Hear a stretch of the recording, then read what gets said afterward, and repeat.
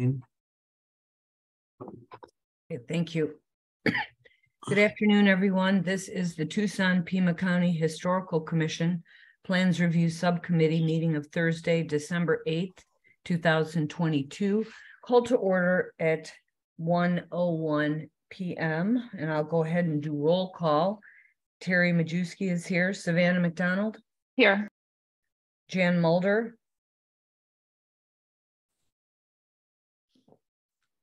Jan, are you here? Here. Great, thank you. Carol Griffith? Here. Joel Ireland? Here. Great, and we do not have Commissioner Riojas. Okay, item 2 is approval of legal action report / minutes for the meeting of November 17th, 2022. Could I have a motion to that effect, please?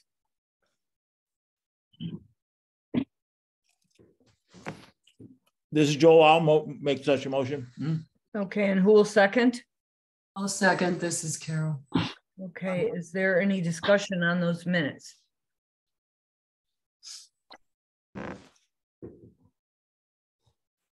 Okay, if not, I'll go ahead and call roll. Terry says aye. Savannah? Aye. Jan? Aye. Carol? Aye. Joel? Aye. Right. The minutes are approved unanimously 5-0.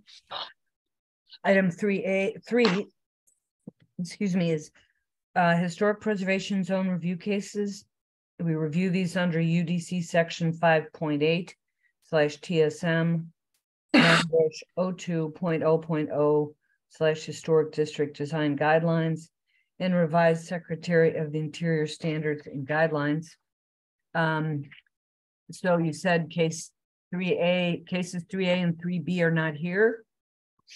Yeah, it looks like 3A and 3B are not here. 3C is here. Okay, so I'll make a note that we'll take this first. And so we'll go ahead with case 3C, which is HPZ 22094 at 808 South 4th Avenue. This is to construct a perimeter fence and rear yard pergola. It's a full review in the Armory Park Historic Preservation Zone. It's a contributing resource.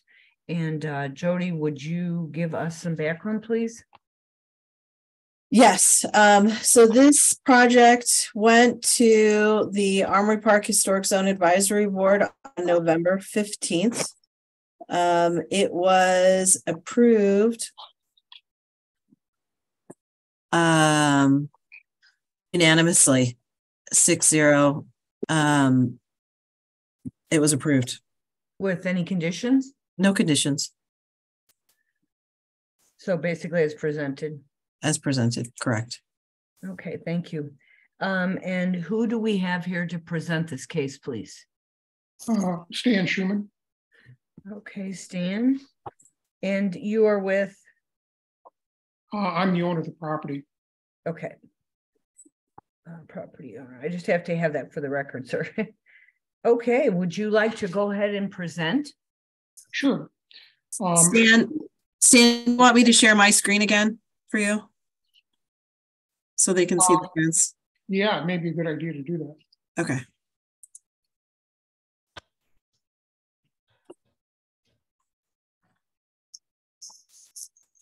You're on.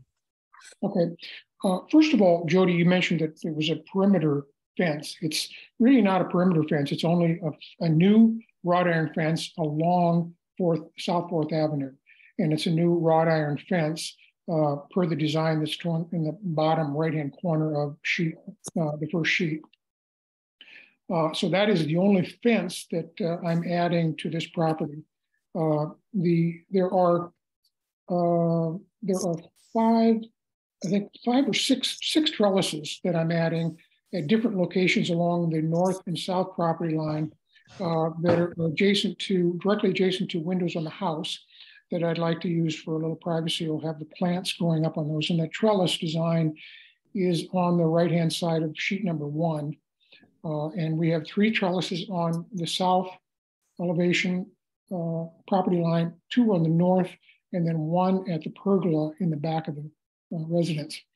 The other modifications that we're doing are basically brick pavers in the front that connect the sidewalk at South 4th to the house and the parking area to the north side of the property. And then in the back, I've got a raised platform that's only like a foot 6 inches high off of finished grade, makes it essentially flush with the house finished floor. And for that raised portion, we're putting a pergola above that for shade on the backside, which is shown in elevation on exterior elevation north and exterior elevation south. Other than that, I've got some additional brick paving on the backside, which is shown by the cursor there.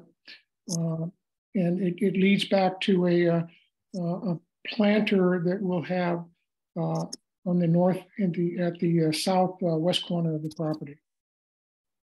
So it's relatively simple. It's not too complicated. I think it's fairly straightforward and in keeping with the historic fabric of the community. On the last sheet, when you see this, take a look at the second sheet.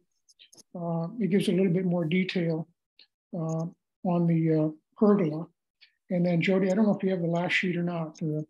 There's one other sheet on there that the city had asked for some additional information on the design of the pergola, which I sent. They have that now and it's on their records. But apparently you don't have that on your sheet. But basically all I did was give the detail of the stub retaining wall with about 1.5 foot seat bench around the perimeter of the raised area. There's steps going down to compensate for the change in grade. And we have a steel structure that forms the pergola. So essentially that's it. That's the extent of this project. Okay, Jody. Any questions you may have? Thank you. Jody, do you have that other sheet? I don't think that I have that other sheet. I do have, there was a glitch because we're still learning as we go, but there are photos if you want to see them. I can show photos of the that he submitted, but that would be great. I think that would be helpful. So this is on TDC online. There was just a glitch about uploading stuff. In theory, I can show these.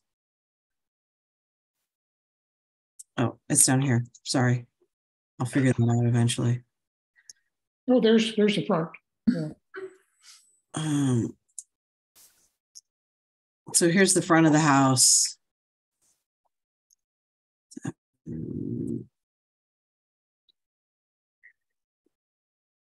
Eventually.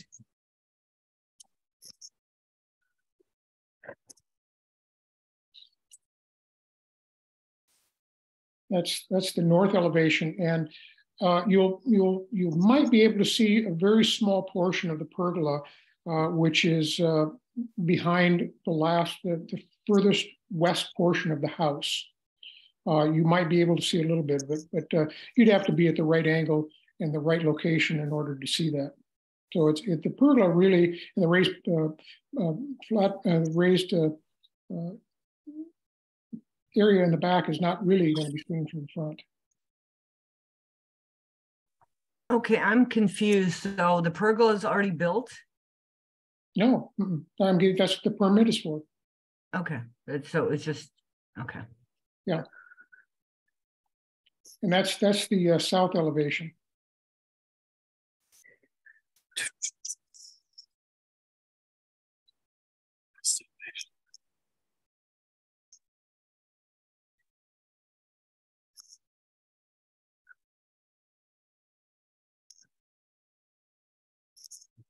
And that's the rear elevation.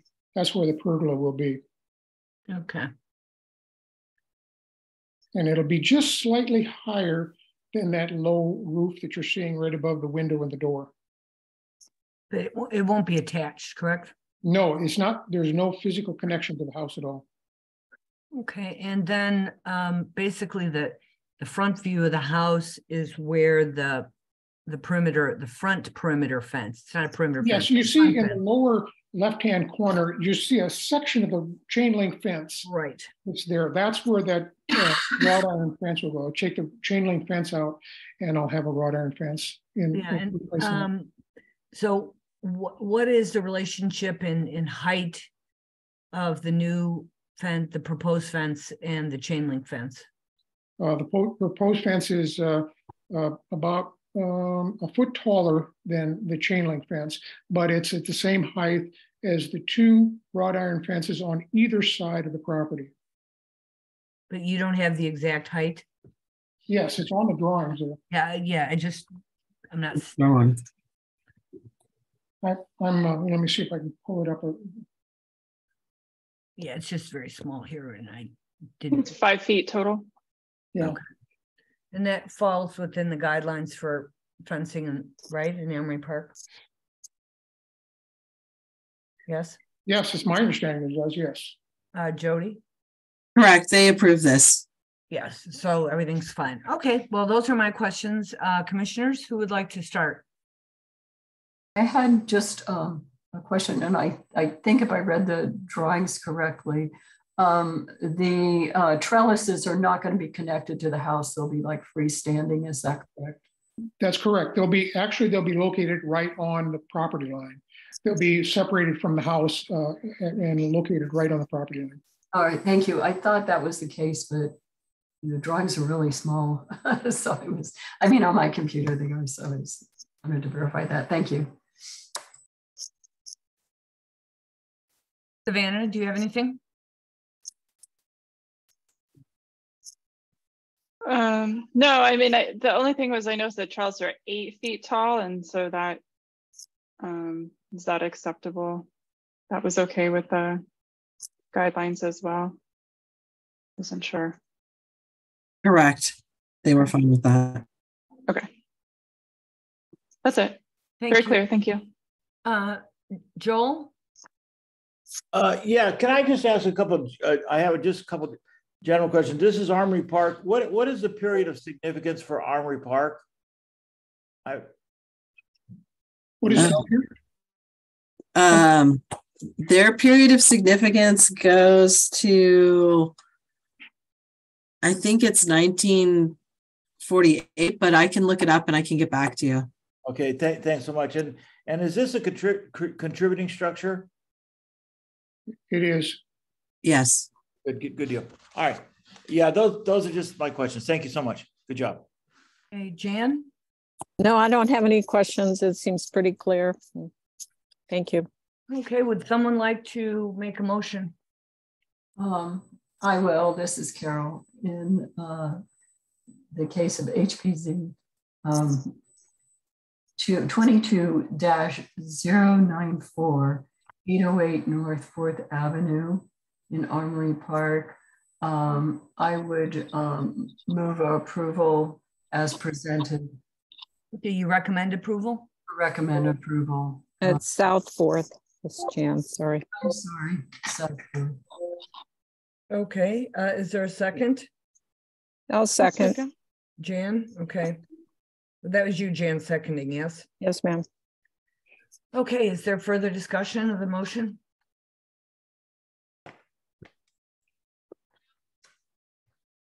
Okay, I will go ahead and call roll. Terry says aye. Jan? Aye. Savannah? Aye. Carol? Aye. That was an aye, Carol? Yes, sorry. Joel? Yes. Great, thank you. It passes unanimously 5-0. Stan, do you have any questions for Jody on the next steps? Yeah, I'm not too sure what to expect now. Will this go back to the city? And I would expect to hear from the city on any comments that they have. So for the historic aspect, you'll get issued a decision letter.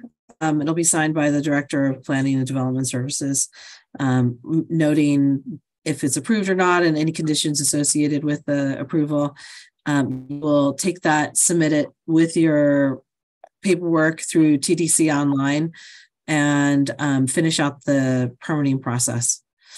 to get the permit issued for the new construction. Okay, it's my understanding, looking at the website, that everything has been submitted, or every question that the city has asked for, I've resubmitted, and there've been no other comments that I've been seeing on the website. So I'm assuming that with this approval, the city should be able to approve it then? Yeah, so typically you would submit the decision letter with a response letter, because initially when you submitted this, one of the comments from zoning was this needs historic review. So you would just be submitting a letter that says we've completed our historic review, attaches our decision letter, the historic review process is complete, and that would satisfy that. Is that a physical letter that I received? No, you receive it via email. I mean, it was kind of physical, but you get it via email. Okay, so I have to go to the website to get that. No, I would send it to you. I typically email them out. Yeah. Okay. And when can I expect that then? After this meeting, they'll put together the minutes. And once the minutes are ready to roll, then we get letters issued. So usually in a week and a half-ish too, that we would get those out. Hopefully sooner. Okay, well, thank you very much and good luck with your project. Thank you very much. Oh, and Joel, to answer your question, the period of significance for Armory Park is the 1860s to 1945. 1860s? Yeah, that's what the National Register nomination says. No, okay, so 1860 to 1945? Yeah. Okay, interesting. Okay, thank you. All right, so we will, I'm going to go back and see, did the folks for 3A arrive? 3A is not here, but 3B is here. Yeah. Okay, we'll go ahead and take 3B second, so hold on though. I have to make notes. Okay, case 3B is HPZ 22081 at 833 North 4th Avenue. This is to renovate an existing house, demolish a carport, and construct a bedroom addition. It's a full review. It's in the West University Historic Preservation Zone. It's a contributing resource. And that's the existing house, Jody? Yes. Okay. And why don't you go ahead and give us some background on this, please? So this project, I didn't have the minutes uploaded. I asked the chair of West University for the minutes, and he was not able to get those in time for the meeting. It did go to their last meeting, which was November 15th, and was approved. I don't believe that there were any conditions, but actually Marcellus can actually answer that question too. Okay, so it was approved we'll find out from Marcel. Yeah, it was approved 4-0 with no conditions required. Okay, thank you. Jody, did you have anything else? I did not have anything to add. Although, Marcellus, did you want me to share my screen? Or are you prepared to share your screen? I'm prepared. That's okay. Okay, I'll let you do so. Go for it, Marcelo.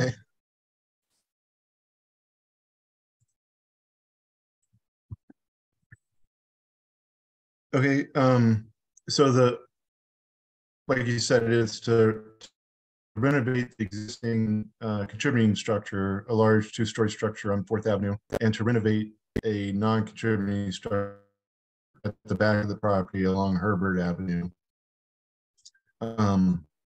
It's in the West University Development Zone.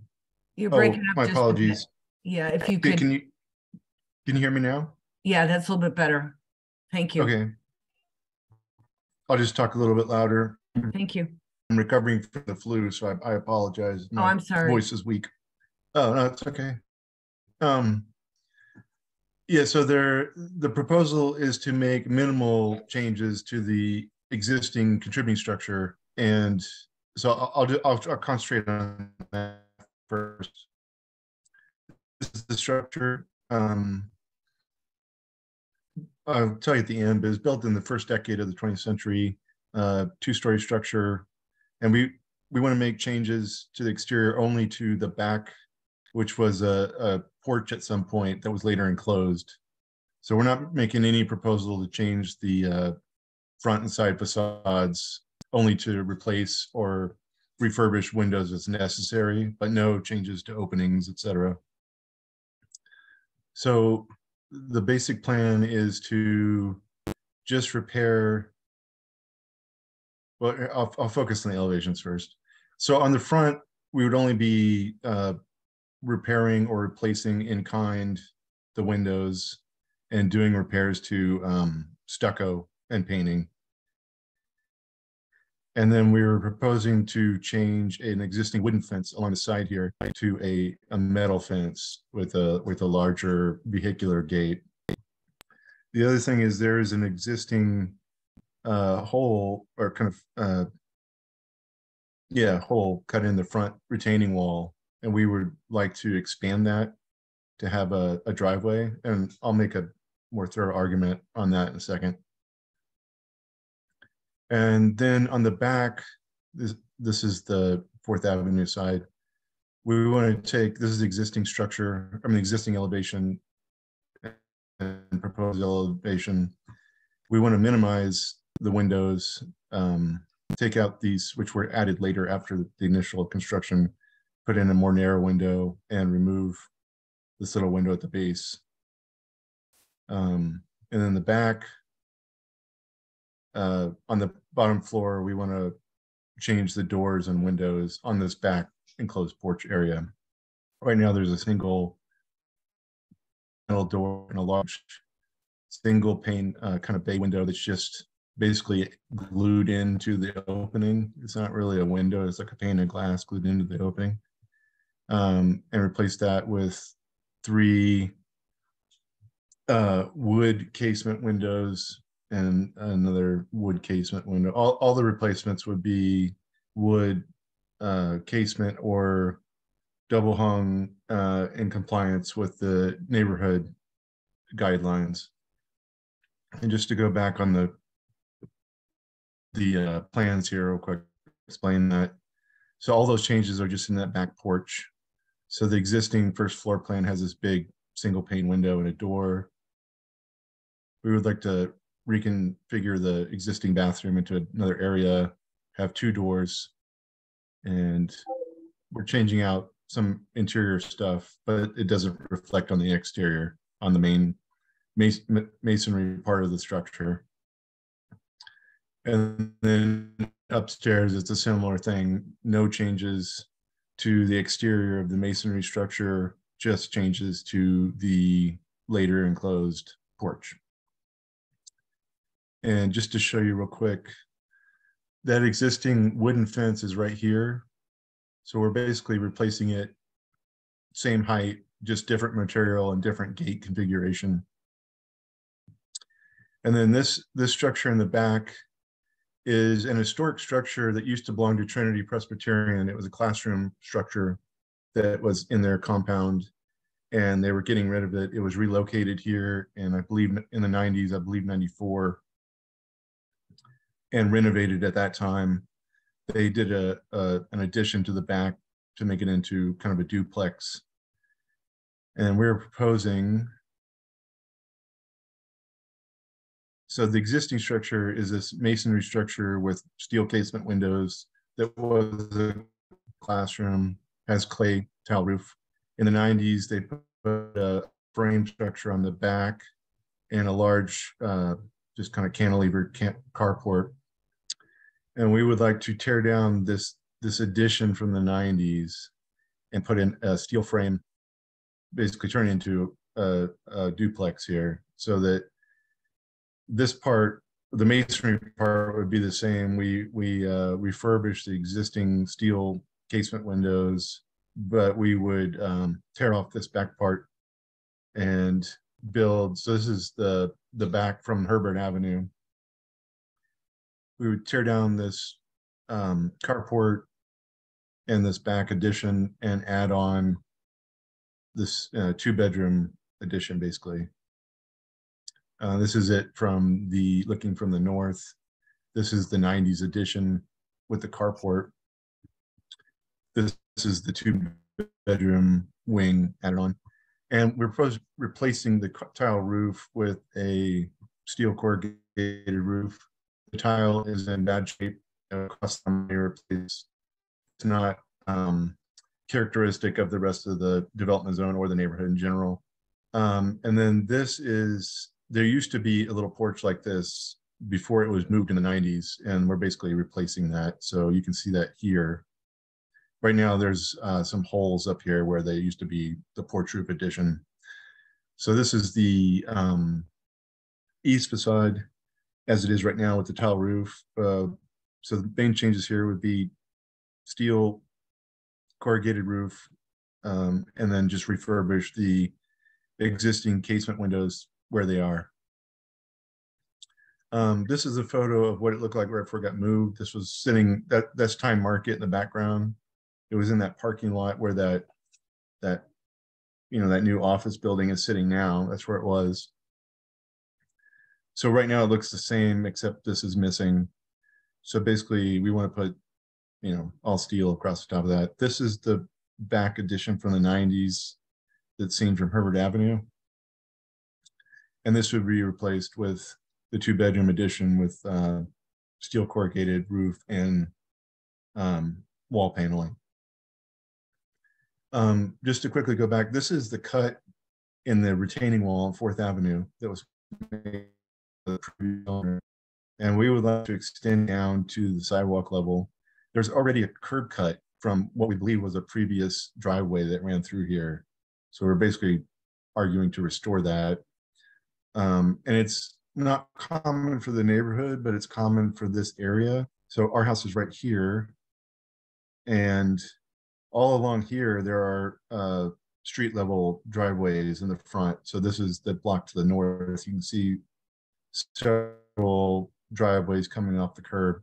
So it's not typical for West University, but it's typical for 4th Avenue. So that's one of the things we're asking for. That's the wooden fence existing. We're just replacing same height, same basic location with a corrugated steel fence. The house was built in 1906. So just to go back here real quick, the driveway would be, there's a curb cut existing right here, and we would just put a driveway through with a fence so that there wouldn't be cars parked to be behind for security. Yeah, Marcellus, I didn't hear you very well. So they would go back down through where that, is it a wooden fence right now? Right now there's a wooden fence right here, and we just want to replace it with a steel corrugated fence. I was just saying that introducing the driveway wouldn't put cars in the front yard. There's plenty of parking area in the back, and they would be parked behind the gate. So it wouldn't be like an eyesore for, car parks. So. Right. So do you have a detail on what the gate to that would look like? I just have it on the elevation. It's just basically, it would be all corrugated steel. So when they're closed, it would be a corrugated steel fence. No decoration or embellishment. So, yeah, in the lower drawing, it says new corrugated steel fence and gate. So it would look basically just like that without ornamentation. Yeah. Okay. It would be, I think in the drawing, I've just got basically where the seams are. So it's kind of hard to see, but yeah, it's just a corrugated fence where you might be able to see where the hinges are, but that would be the only, visual detail. And then that little piece of the retaining wall would be removed. Right. It would be so right now it's already cut like this. Yeah. And it would just be extended down to the sidewalk level. Right. Okay.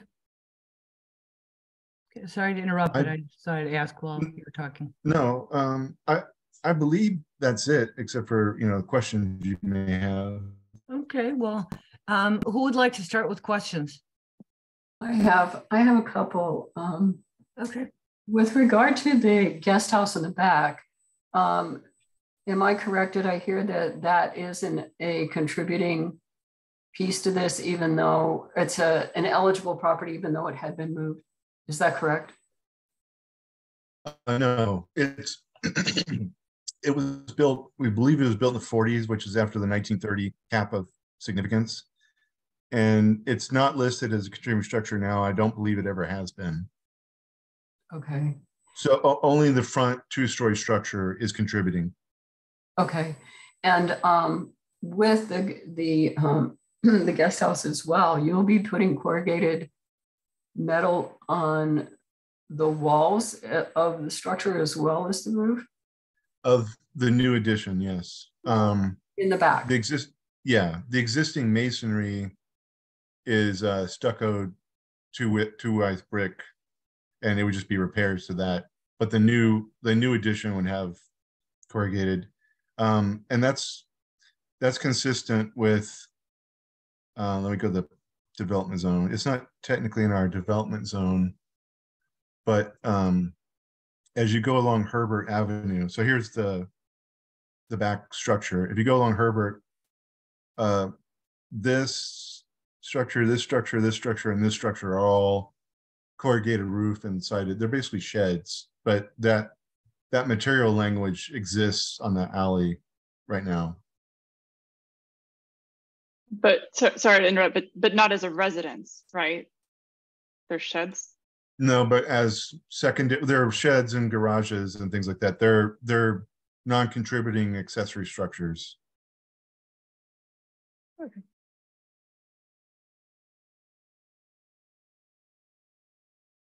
Okay, Jody, can we get a confirmation that that is not an eligible property or a contributing property? Because, you know, basically changing that roof from the tile to the corrugating, that, you know, if it is eligible or listed or part of the eligibility, that does change the character defining elements of the building. And so I just would want to make sure that when we make our recommendation that we're, you know, if we're going to approve this, that we're not impacting something that is eligible or listed or listed. I'll look it up to see what information I have on it. I mean, off the top of my head, it is a relocated building. It's out of its context of what it was originally because it was associated with Trinity that would blow it out of the water, contributing resource. I mean, it's totally not in any kind of setting that it was in previously, but I will also look real quick if you give me a minute and see what I have for it. I know generally when they're moved that without being in a similar setting, that would be the case, but I just want to be sure. Right. It seems to me that if that were the case, we would still want to make sure that whatever changes were made to the building are compatible with the neighborhood and other, you know, and the contributing property, right? And I think by changing the roofing material to one more common in West University is a good step toward that. And clearly what Marcellus is proposing to demolish was built much later, you know, so I don't think, to my mind, that's not an issue, but we'll wait and see what Jody says. And then I had one other question for the enclosed porch in the back of the house. Do we know when that was added? Is there a date for that particular addition? I tried to research it and find, you know, drawings or any previous photos of the building. We have not been able to find anything. My guess from looking at the materials inside is that the porch itself, the structure and the floors may have been original to the structure. Mm-hmm. But it appears that the stucco doesn't match exactly the rest of the house, and the framing isn't of the quality of the rest of the house. So I can't prove it, but to me, it appears that it was later enclosed, but I can't say when. It's just, I think it's fairly obvious if you scrutinize it that it wasn't originally enclosed, but I don't have any documentation to when it was enclosed. Okay. Carol, are you good? Should we go on to next questions and Jody can Yeah, come that's back? fine. Thank you. Yeah, she can come back to us with info. So who's next? I'm not finding anything for it. So any kind of documentation for the rear structure that listed it as a contributing resource. Like it went to SHPO. That's what we thought, but I just really wanted to confirm that before we.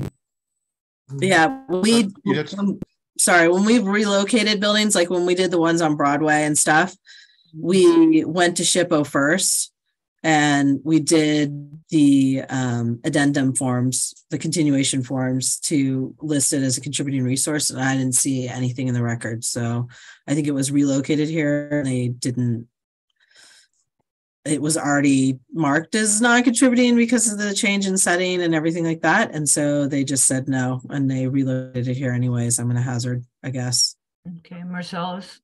I was going to say, you'll take my word for it, but, I went into the city, GIS before we started this project to make sure that it wasn't listed as contributing, but also the fact that we're fairly certain it was built after the war. So well after the period of significance. So even when it was initially built for Trinity, it wasn't contributing. And then I'm fairly sure it was never contributing. The other thing I was gonna say is that if you look through the neighborhood, the way that they listed this district was mostly primary structures, and even older things that were within the period of significance that could have been listed that were secondary structures weren't. So, even if it had been built as a carriage house or something in the backyard of this property, the way they listed most of the properties in West University, it probably wouldn't have made it anyway. But either way, it's not currently listed and I don't think it's eligible. Yeah, thank you, Marcellus. Carol, did you have something else? No, that was it. Okay, thank you. Savannah, what about you? I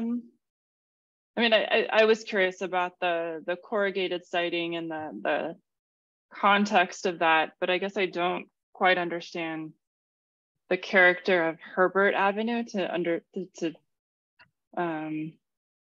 basically, if we're being contextual with the development zone, then I guess I'm fine. But it doesn't seem like the right fit for a residential structure to have the corrugated siding. But maybe talk a little bit more about Herbert Avenue and the context there. Is that like just an alley, or is it are there people who live off that street as these people would? It's both. It's an alley with, there's a few residences that have been added later on the back, but it's mostly stuff like this where it's sheds. There's a little residence here that's contemporary, or that's historic. There's a lot of garages that were added by later additions. Oh,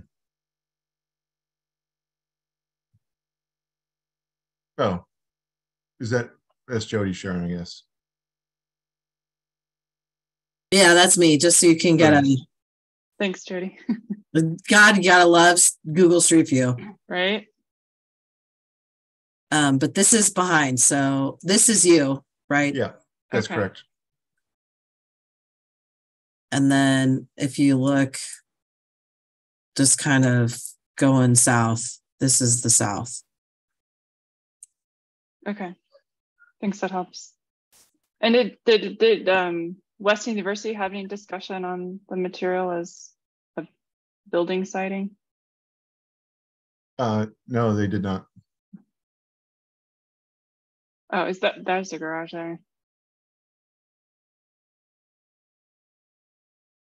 Is that a guest house? Yeah, that's something that's been added in the last 10 to 15 years. The structure to the left with the little pitch roof is historic or older. And the 2-car garage is something that was added, like, I think in 2016 or something like that.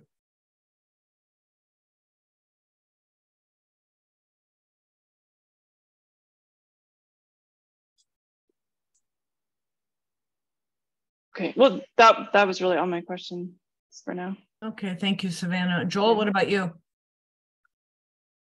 No, I don't have any questions. Everybody has sort of addressed the issues I was that I wrote down. Okay, thank you. Yeah. Jan? Yeah, I guess the only question I had was the nature of the corrugated steel, of how it's treated. Is it distressed? Is it painted like some of those? Is it just plain? It's it says on the package it would be factory painted, so it would have a warranty and everything. It wouldn't be, you know, rusted or galvanized. It would be a color. Probably, I don't know if the client has completely decided yet, but it would be a muted color somewhere, you know, a muted color or a gray, and it would be non-shiny and factory protected. So it wouldn't be like spray painted or anything like that. So you're saying something like on the existing structure and back, the addition would be something compatible with the existing brick structure?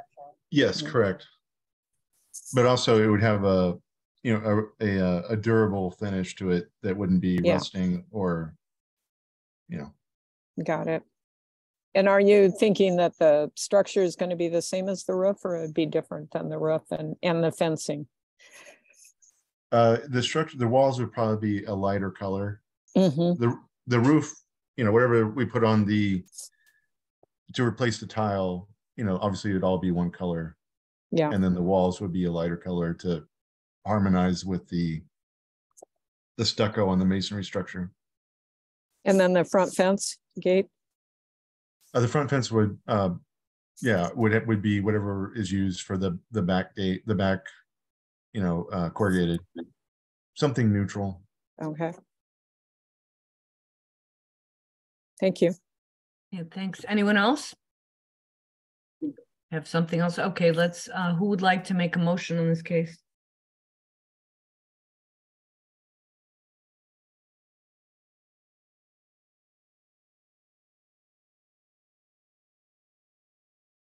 Terry, I'd make it, but I don't have the HPC number in front of me. It's Joel. Okay, could someone else help out here and make the motion? This is. Okay. Oh, go ahead. Was there somebody else? I can do it. That's fine. Thank you. All right. All right. Well, on the matter of HPZ 22-081 at 833 North 4th Avenue, we recommend approval as presented. Okay, is there a second? This is Joel, I'll second.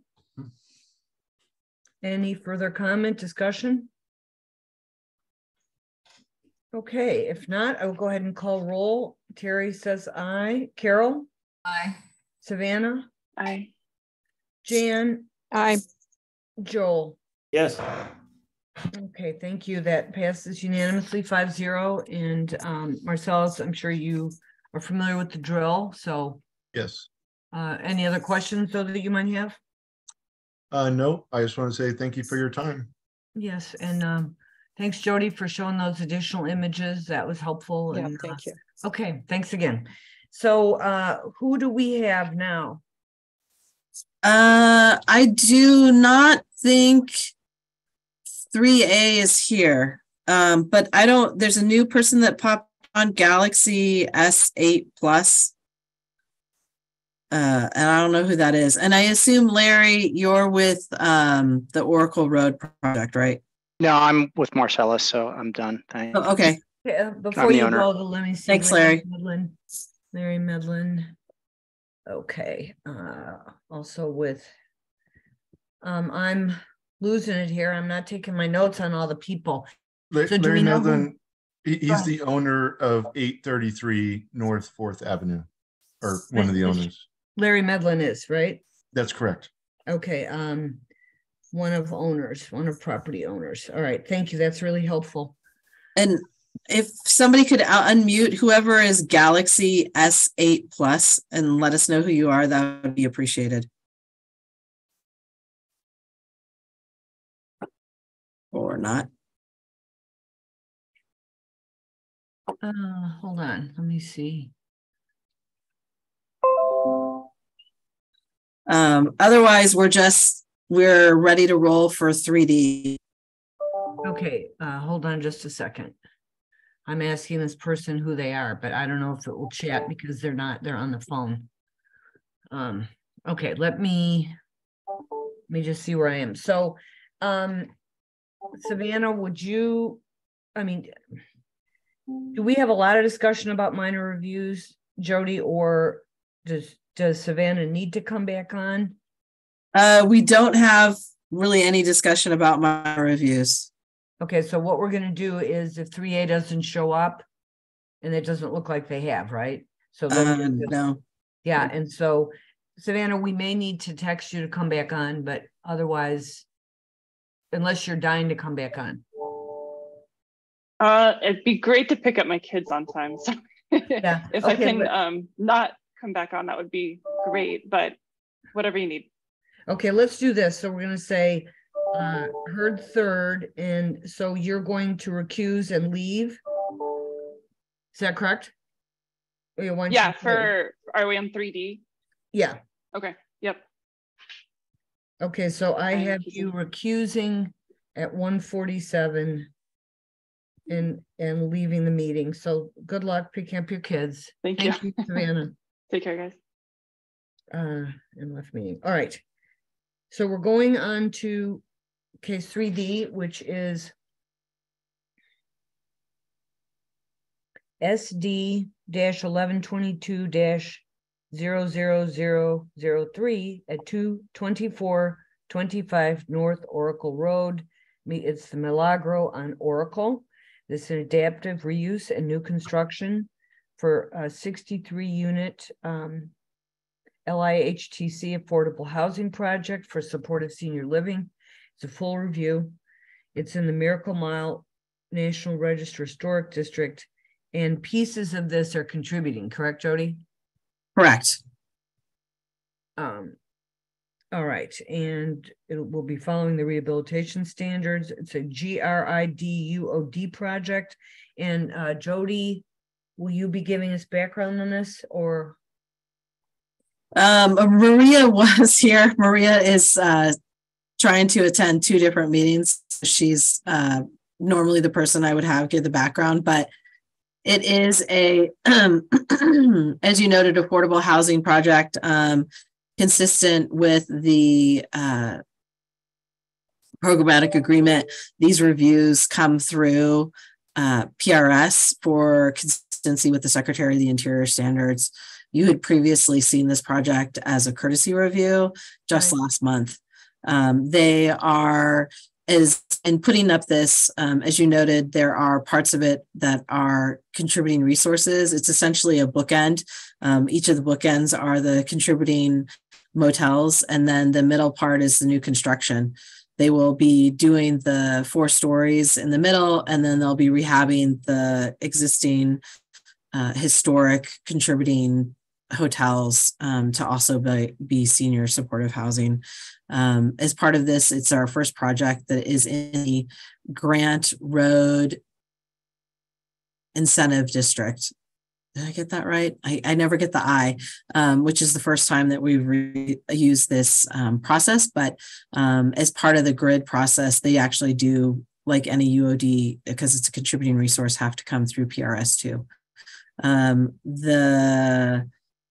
All of the rest of the people here or for this project, I think Doug Hawkins is the one who is going to be presenting, but you can correct me that. Pardon? From Poster Frost Myrtle, correct? That's why. Yeah, Corky is not off the plane yet, I assume. And so I think he had allotted Doug to. Oh, that's okay. I just wanted to be sure. So Liz Morales, could you identify yourself and let us know who you are? Yes. Hello, everyone. This is Liz Morales. I'm the director for the City of Tucson Housing Community Development Department. We are the developer for this project, and I appreciate your time and your consideration. Okay, thank you very much, Ms. Morales. Allison Miller? Hi, yeah, Allison Miller. I also work at HCD and working to support this project. Great, thank you. Sarah Megason. Yep, I'm Sarah Megason, also with HCD, the Housing Development Manager, also supporting the project. And Corin, you're here because you love PRS meetings? Oh, Corin left. No, you're on mute. Yes, hi. Also just here to share anything as needed on this project since Maria can't be here. So yeah, to reiterate what Jody said, there's kind of two reasons this is being reviewed by PRS. One is the programmatic agreement, but also within the grid, the Grant Road Investment District, which is an urban overlay district, there's actually a requirement that any contributing resource is reviewed. Any project that includes a contributing resource or is adjacent is reviewed by PRS. So it's actually in the zoning code as well that PRS has a review function in this urban overlay district. And this district was established in 2018 with the goals of promoting more urban infill along Grant Road. And we're really excited that the first major project to use this overlay is a City of Tucson sponsored project for affordable senior housing. And that's why you have a great team here today to support and present this project to PRS. Okay, thank you, Corin. And thank you, Ross, for identifying yourself. And I didn't mean to be like, who are you, please? But I have to put this in the notes, so it's really important. So thank you. So who is here then to present the project? Is that you, Doug? Yes, that I'll be presenting the project. Go ahead. Are you going to share your screen? I will. Let's see if I'm able to.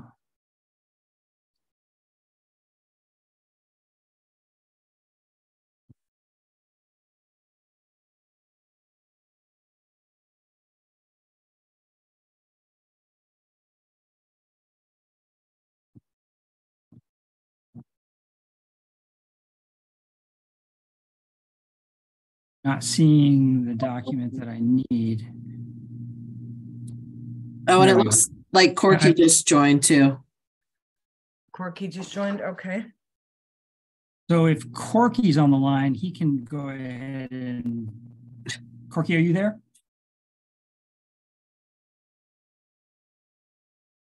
I'm not hearing. I saw his name popped up, but he's on mute. Yeah. There he is. Hi, I just got here. I'm in the airport. Okay, so you still need Doug to. Yeah. So we've been through the preliminaries. I think that that was a good overview by all the other team members. So I don't know if you want me to do all that again. We could probably just get right to looking at the project documents themselves, if that's agreeable to everyone. Corky, are you able to see your screen? Yes, Doug, I am. I'm going to keep muting myself because I'm in the middle of a busy airport. But okay, so I'll go ahead then and run through I'll chime in if I need to. Okay. Should I give Doug? Have you given a introduction, or should I do that? You go ahead and do that. We've already it's been given both by Jody and Corin have both sort of given an overview. If the I don't know if does Terry, do you need any additional background information? Sorry, I was on mute.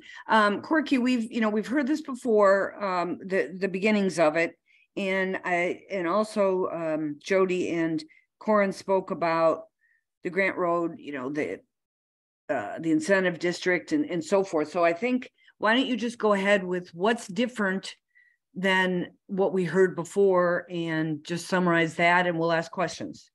Okay, I will mute myself and let Doug do that. Okay, sounds good. Thank you. Okay, so very quickly, I think we've all seen the site before, but along the south is the no-tell motel. And essentially we are renovating what was originally the rental, the office portion to community space. And then the rest of the rooms will be rehabbed as apartments. There'll be 5 apartments. We don't anticipate making any changes to the exterior of the building. On the north half of the project, again, we'll house 10 new or 10 residential units in the existing residential units. And then there'll be some community space and leasing office components on the north. But again, we're not looking at making any changes to the exterior of those buildings, nothing substantial. We'll be adding some utility closets to enclose these courtyards in between the existing buildings, but that's the extent of it. The major portion of the work is going to be the new 4-story building. Again, it's 48 units and with ground floor community and common space along Oracle. That's what you see here. So it's workout room, laundry room, and community function there. Getting into the appearance of the building. So it's 4 stories, and then with a slightly lowered area right along Oracle. And that was based on our discussions at our last meeting. I'm going to run up here and get to the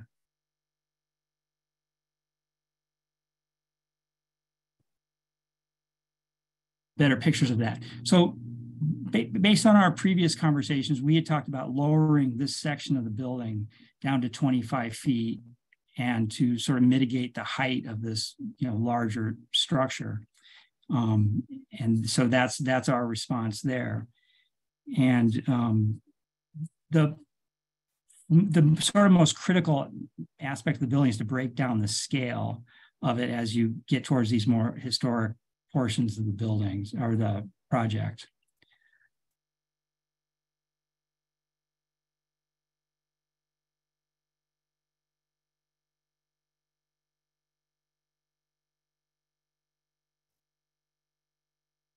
This shows pretty well the differing scales of these projects.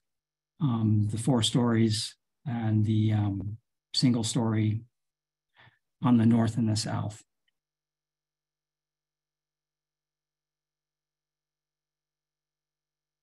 Another view, this is the view along Oracle that shows the differentiation between the community spaces, the reduced scale, and then behind it, the larger bulk of the residential buildings. And then in the foreground, you can see the scale of the no-tell, and back here, the scale of the existing historic.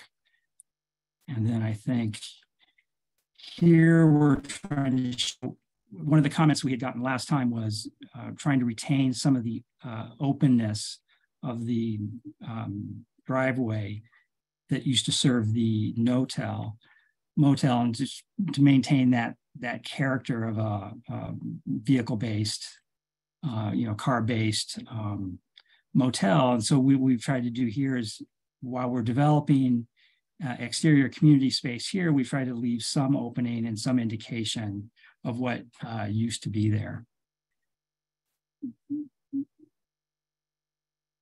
And again, this shows an attempt to respond to the historic context in the extent of developing something that's of a smaller scale and starts to respond to the mid-century sort of later portion of the historic the era significance.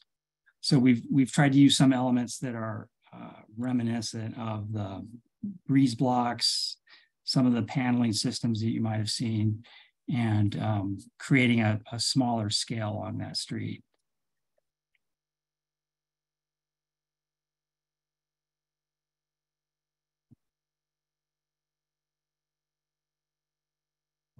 So I think that is about all I have. If you have any questions. I just want to clarify for the record, we've had so many meetings lately that when we heard this last time, it was a courtesy review, correct? Correct. That's what I thought, yeah. Okay, now I remember the discussion, but I thought, yeah. All righty, thank you. So let's go ahead, commissioners, with questions. Who'd like to start?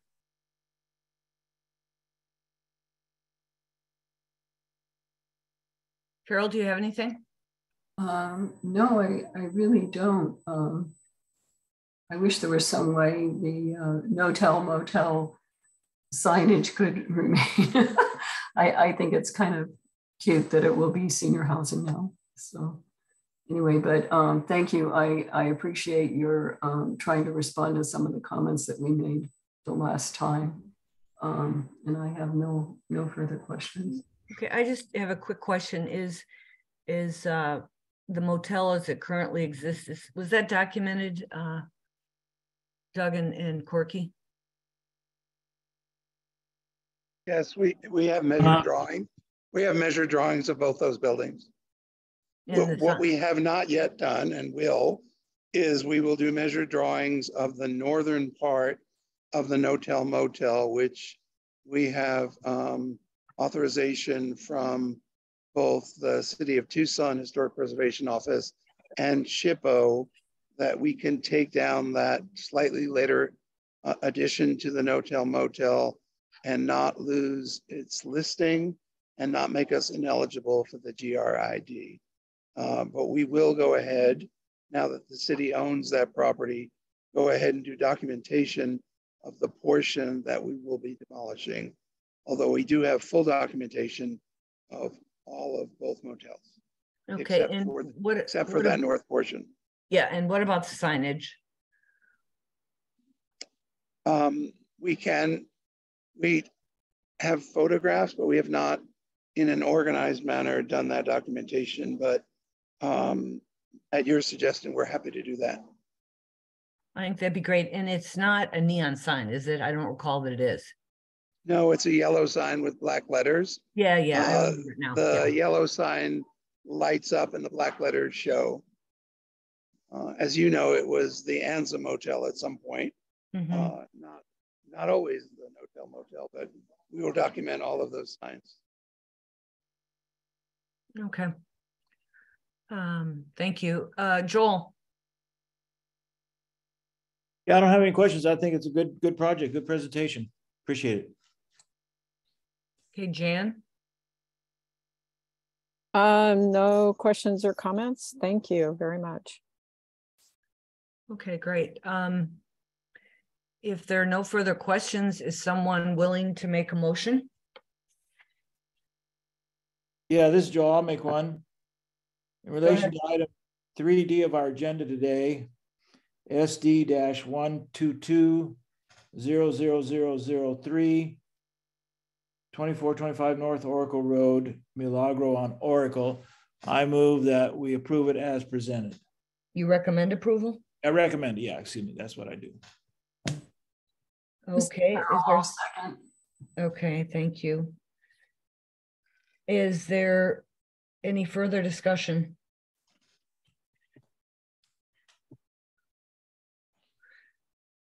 Okay, if not, I'll call roll. Terry says aye. Carol? Aye. Joel? Yes. Jan? Aye. Okay, so it passes unanimously 4-0. And just noting that Commissioner McDonald had recused earlier from this case. Okay, thank you very much and good luck with the project. We are excited about it and look forward to seeing how it turns out. Thank you very, very much. We really appreciate it. Thank you. Thank you. Okay, thanks. Thanks everyone for being on. Okay, Jody, 3A, just to say that they did not show up. Yep, 3A is not here. It's a no-go. Okay. All righty, then let's see. Let me just see my notes here. All right, item 4 then is task force and inclusivity report recommendations, and 4A was to discuss best practices for naming of city and county owned physical assets. And as Jody mentioned before we called the meeting, I was basically not feeling well between middle November and just until last week. So I had hard enough time keeping up with work. So I just haven't been able to deal with this. So we'll have to, and I would have wanted us to have Commissioner Riojas on when we discussed it. So Carol, I will get with you and Ricky at some point. We'll try to move this along, but it just couldn't happen. And I apologize. No problem, Terry, no problem. It was a lot to get it done in this short time anyway, because like we were discussing before, we really need to kind of relook at everything because it's been a while, you know. Yeah. But okay. thank you for taking the lead on that anyway. So. Okay. So item 5 is current issues for information discussion.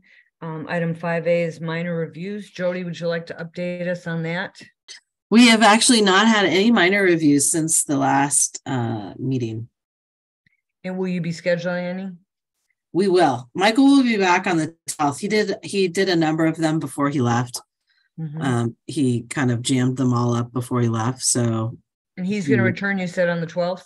Yeah, he should be back to work on the 12th. And we'll be scheduling more. Okay. As needed. Scheduling as needed. Okay. Then 5B, appeals. Do we have any? We do not have any appeals. 5C, zoning violations. We are continuing to work with property owners as they arise to get them permitted. Okay, item 5D is review process issues. Does anyone have anything they'd like to raise at this time?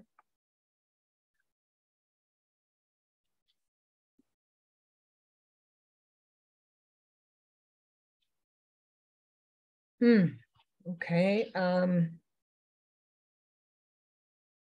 I think I just want to briefly mention that for the next full commission meeting next Wednesday, Commissioner Scoville had asked for he wanted a discussion of how for demolition in regard to the Capstone project, was the assessment of the economic viability basically justified. And so I've been talking to Jody and she's been talking to Corin, and I think we want a brief mention of it at the full commission meeting, but I'll be more in touch about that before the meeting next Wednesday with Jody and Corin, because essentially, just for PRS members information, the commission no longer has standing on the vote we took. I mean, they have no standing anyway. It's PRS's deal to make an assessment, hear that case, make a recommendation, and we've done that. And so the next step of the process is obviously for it to go to mayor and council. And so what I would like to, I don't want to begin rehashing every PRS case in the full commission. So I think, does everyone see my dilemma here? That makes sense to me. This is Jan. Yeah. You need to, I think the whole commission, we have subcommittees, and I think that there needs to be some appreciation for the fact that the people on the subcommittees are knowledgeable and are operating under the standards that have been put forward, and that there has to be some faith by the other committee members. If it's a project you don't agree with, that doesn't mean that you beat a dead horse on it. You need to go with what the subcommittee's reviews recommendations are. Yeah, and this is Jan. If I could just add, as the person who asked for a more robust economic analysis, and I have not spoken with Ken, but as the person who asked for it, we took a vote, and I agree with Carol. It's time to move on. I tried to make the case for that, and it wasn't compelling to other folks. And so I really do think we need to support the fact that we have a recommendation and move on. And that was our task. Right. And I've never been, well, I shouldn't say never, because there's been many years involved here, but I don't recall a time when I've had to say that if a motion is raised that it's entirely inappropriate. You know what I mean? And I think I might have to say that, because and that people as citizens, have the right to comment, not as commissioners. If anyone wants to go to that mayor and council meeting and make a comment, I guess. So, Jody and Corin, do you agree with that? Yeah, this is private citizens. They're welcome to make their comment to mayor and council, or to when the amendment goes to the zoning examiner, as they want, not as commissioners, but as their own private citizens. They're always welcome to. Anybody is to make comments, and commissioners were welcome to attend the PRS meeting. Ken attended the PRS meeting. He submitted comments per the protocol, and they were read into the record. And if anybody else wanted to, they were welcome to attend. But really, when it comes to reviewing these matters, as it notes in the UDC, it is for PRS to opine and make a recommendation on these matters related to projects. It's not for the full commission. It would be inappropriate for the full commission now to take a different stance than what PRS has already opined on and provided a recommendation for. Right, and that's why we've clarified some time ago, it's at least over a year ago, that subcommittee minutes are only approved of by the particular subcommittee that generated those minutes. So the only minutes the full commission approves are from its own meetings. So it's that was becoming problematic when people began second guessing everything. And so, PRS has a special role in code, and I think we need to follow that. I may mention something, Corin and Jody, and then you can back me up if needed. Okay. Does that sound reasonable to both of you? Yes. Yes. Okay. I just wanted to let you know, because I'm anxious about it, but I'm not losing sleep over that, usually over other matters. So, okay. Thank you all. Anything else on process? Just what, Jody, your last comments would be really useful, I think, in the full commission meeting, to just say that in terms of kind of the parameters of what the rules are. Yeah. Sure. And I've said them before. Yeah, and I'll probably introduce it, and then Yeah. Jody and Corin can back us up, because I don't want to put Jody in a position where she's attacked for something just doing her job. Nah, it's fine. It's happened before. Well, yeah, but we try to support each other in this. Yeah, so all right. So item 6 is summary of public comments. Were there any submitted by the deadline? We did not receive any public comments. Okay. Thank you. So none received. Hold on. Okay, we'll move on here. Item 7 is future agenda items. I want to start out by, what's the story with 3A? I mean, do you think we'll need to, we're not meeting again until January, correct? Yeah, 3A, I even confirmed with him just the other day that he had gotten the email, and he told me he had. So I assume something came up with him that he was not able to attend today. I didn't hear from him. Do we know, is the time frame, does that allow us to go to January? It was on him to go to this meeting, and I would say that the time frame, yes, it does. So we're okay, and so we're scheduled to meet, if I can look at my calendar, which I'm not. Hold on, why can't I look at the calendar?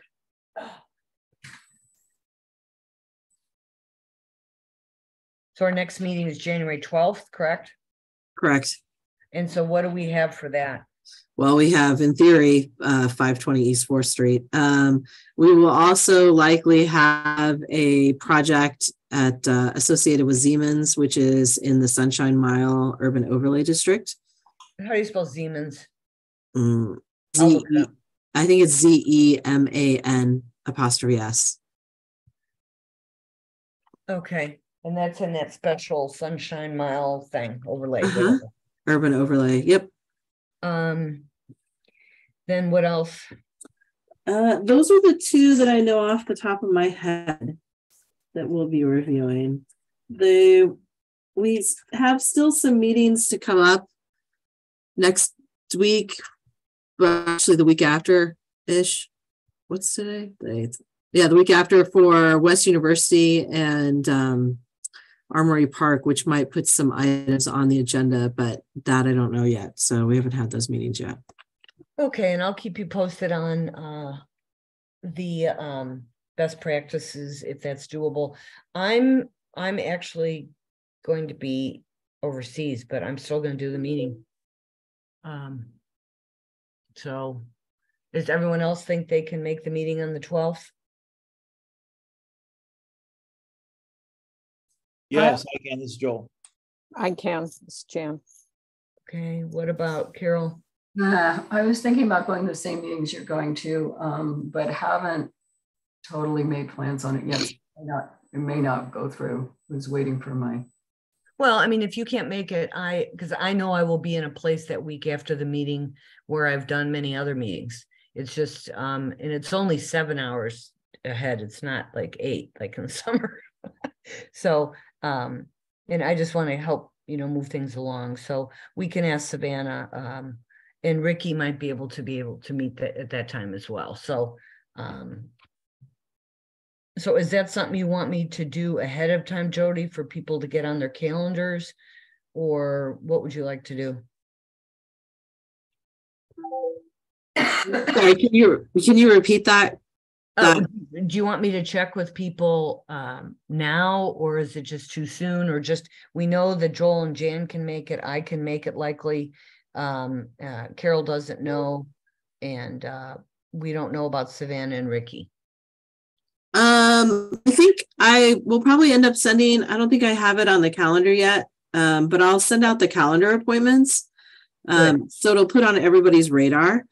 And then probably closer to, because there's a lot of stuff going on right now. Everybody's sick. Yeah. We're recovering from something, and then we have the holidays coming up. So it's probably just a little bit too much on their plate. But I'll send out calendar appointments so that's a reminder there. And then as we get closer to the date, we'll make sure everybody's available. Yeah. And what I'm going to try to do is get these notes typed up. It'll probably be like early on the weekend. So if everybody could look at them, it's going to be fairly simple. So hopefully we can get them posted, the minutes, early next week. And then when I send them out, as I do to PRS members to review, I'll say our next meeting's the 12th. Hopefully you can all make it, and get that on your calendars. Jody's already reminded us, and I just think it's important to keep it moving like that. So, okay, well, I hope you all have a great holiday and get some rest. Yeah. So, any other future agenda items that folks have questions about? No agenda items. I just wanted to confirm with Jody. She's going to send out the full calendar announcements for next year, just so we get them all on our calendar. And to the extent we can plan, we can work with those. I will, I'll do, Zoom is not always even a few months. I'll do a couple of months calendar right now. You. Because Zoom gets, you all know, Zoom gets stupid with me. Yeah. And then it drops off. So I'll do definitely some of them. Okay. Yeah, I think really, Jan, you're probably referring to what we used to get in the past, just a listing, just like a Word doc with all the dates. Oh, no, I'm talking about just having the calendar announcements. Yeah. And what I do, I teach a class with someone on Sundays, and I was able to figure out on my Zoom how to do months and months of dates. And so I can put it in my calendar. It's just, it's not the meeting stuff. So yeah. But what's nice is that on what I send to people every week to remind them, it has the list of all the dates, printed out, because it's the same link. But I don't know, Jody, you usually use the same link, and I don't know if yours is a more advanced version of Zoom than mine, because of the transcriptions and all. So, and you'll be able to send me the recordings for this? Yes. Okay. And thanks both to you and Corin for being on, and for everybody. And anyway, we'll go ahead and adjourn at 2:21, and I wish you all happy and safe holidays. Yes, Thank happy you. holidays, You too. everyone. Happy holidays, folks. Thank you. And Thank see you. you Bye-bye. next week. Okay, bye-bye. Bye. Thanks, everyone. Yeah. Bye.